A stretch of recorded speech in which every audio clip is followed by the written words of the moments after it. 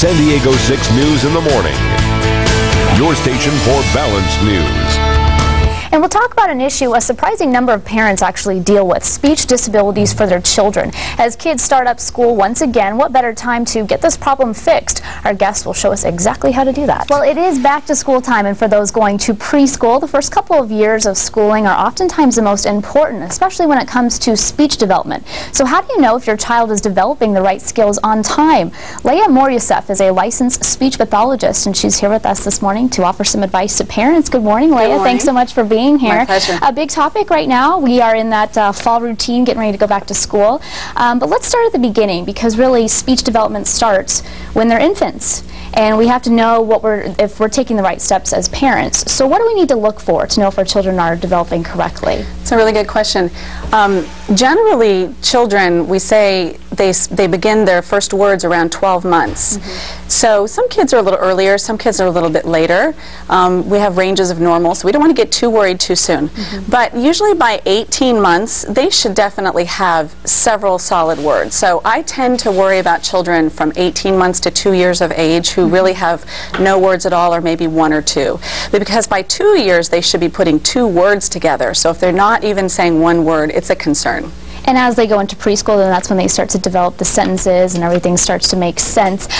You say, though, sometimes people confuse, you know, a speech development disorder with other type of disorders. What are some of the ones they confuse them with? Well, one common confusion could be between autism and early language development.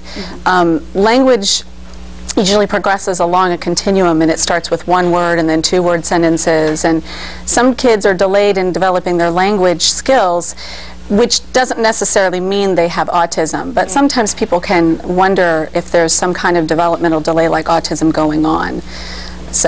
And when kids have these, when they, you know, maybe aren't developing the way they should, how does it affect them later on in preschool, kindergarten, first grade, second grade? How does that all work? Yeah, the effects can be tremendous. People don't realize all the aspects of communication that we enjoy every day, the ability to understand what people are saying to us, the ability to put our thoughts into sentences, and the ability to be understood clearly, as well as the abilities of the voice to produce when we need it to, and to speak fluently and not stutter what we're saying. So the effects can be tremendous. There are literacy effects as well.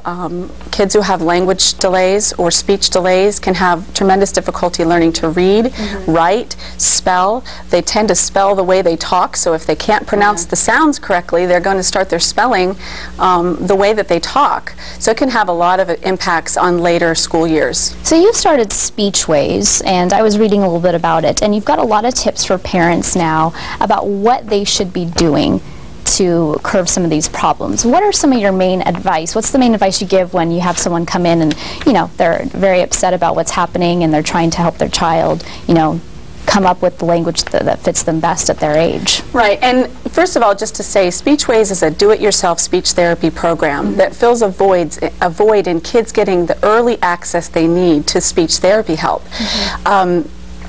Oftentimes the way the system works is kids don't get access to that therapy. The parents are concerned about their child's speech, but they don't know where to get help because they go to the public schools and they can't help them yet because it's too early. And one thing that that is a very strong component of the SpeechWays program is to help your child correct their speech problems at the conversational level. Children don't speak in flashcards and word lists, although parents tend to be comfortable with flashcards and word lists.